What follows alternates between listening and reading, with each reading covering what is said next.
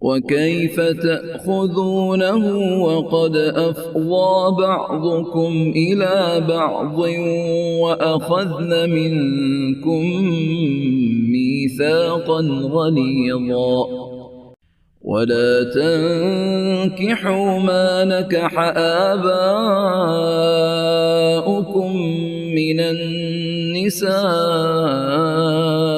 إلا ما قد سلف إنه كان فاحشة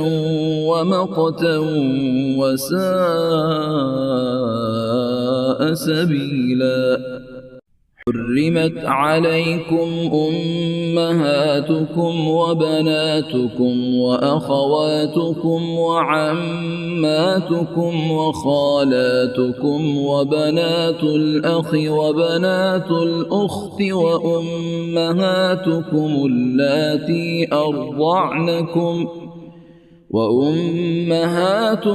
اللاتي أرضعنكم وأخواتكم من الرضاعة وأمهات نسائكم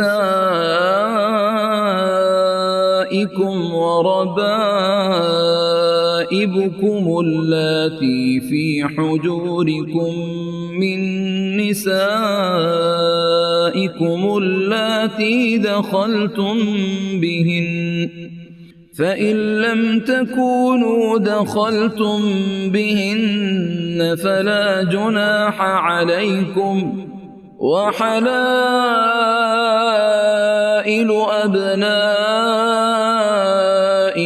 الذين من أصلابكم وأن تجمعوا بين الأختين إلا ما قد سلف إن الله كان غفورا رحيما